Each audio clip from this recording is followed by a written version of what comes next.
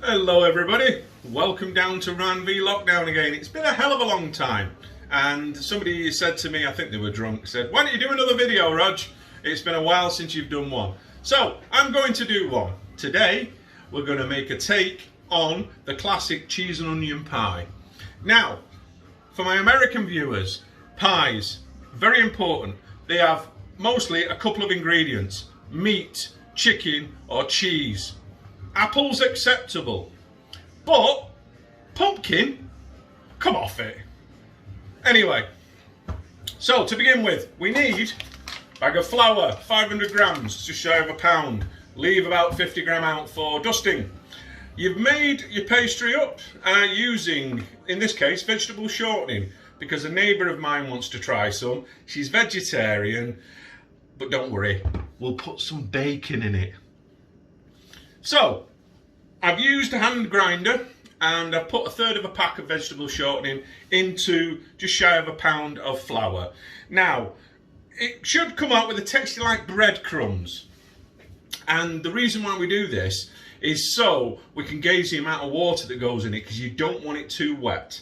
So, to make it a little bit different in our pastry, we're going to put some Parmesan. A good shake of salt and pepper. Push it real good. And that basically is the pastry. Notice I've used it by hand and I've got this little grinder. Now I'm not sure whether you're supposed to put your thumb in it to fold or whether it's like a little cocaine thing. I don't know. Anyway, it was made in 1951, an heirloom. So that's the pastry. For the filling, cheese. I have used the world's finest cheese in there, Lancashire. I've tossed it with some Gloucester. Say that again, Gloucester, because it's double Gloucester. And some red Leicester that I'd lying about. There's about a pound there. This is going to serve between 6 to 8 people, because I'm going to feed the poor of the parish. Hold on, I am the poor of the parish. We've got some onion, and that's basically, I've been planting in the garden some white Spanish onions. They've grown quite well, so I've put 2 in, just a bit smaller than my fist. I've got a little bit of leftover mashed potato. You don't need this, but it's a great binder. But this is the ingredients that I use that make it a little bit different. Teaspoon of good old Coleman's mustard. English mustard, fantastic. Some turmeric, it's good for you apparently.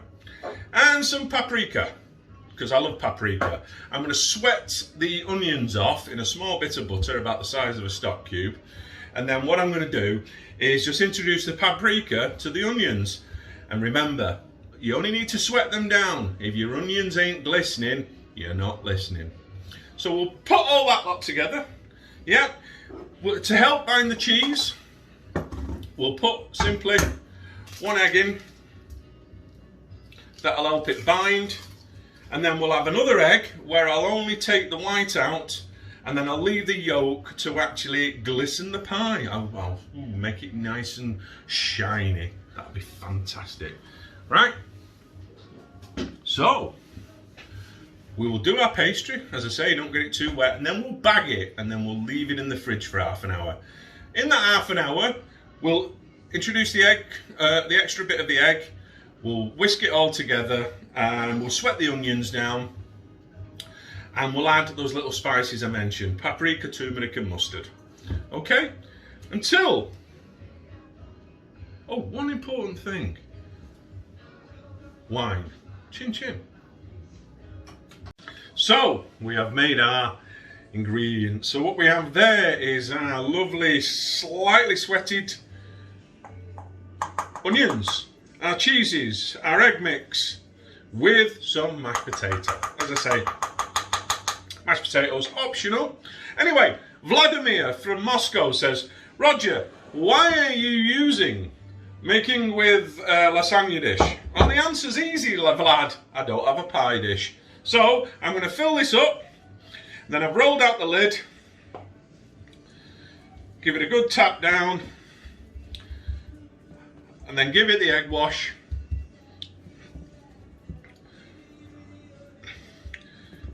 And we'll be ready to rock and roll. But as the great Tom Petty says, Waiting is the hardest part. Oh, I'm out of wine. Right, okay, so we'll stick that in the oven, we'll crimp the lid, make sure you pierce it, always pierce your lid. Oh, and would you believe, here's one for you. I worked it out today, including the last 4 weeks of isolation I've had to have. I have actually been isolated for 158 days this year. There you go. And you imagine seeing one person in 2 weeks. That's my average. And you're whinging that the pubs are shutting at 10. Get real. Okay, so we'll top this off, stick it in the oven and see what happens. Hey kids, so that's it. The cooking's been done. The pie's been baked off. And as you can see, look at the cheesy goodness in that. Nice fluffy pastry. Lovely bit of cheese. Ooh, steaming. Alright, so I've used a lasagna dish and we've got quite a few portions in there. 6 of them, like I said. Now, there's a big thing in the UK of what should be the perfect accompaniment with a pie. Now, up north, we use gravy, right? It's beefy, it's good, it's really nice. And in the south, they use a thing called liquor. Now, you'll find it in a pie and mash shop anywhere. Anybody who's from down south knows exactly what I'm talking about. But traditionally, it's made with the juices from steamed eels. And then parsley. I'll stick with the gravy, but each to their own.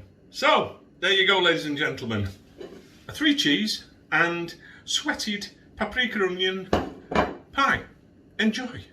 Until next time, who knows what it's going to be. But the one thing I have noticed about COVID, they say one of the symptoms is losing taste, losing a sense of taste. I mean, that'll explain it, because I saw a chap today with a tweed jacket and without wearing a silk handkerchief in his pocket. And ladies, who would wear pastel colours at this time of year? I mean, everybody knows the autumn colour is red and ochre. Okay, take care, kiddies. Bye.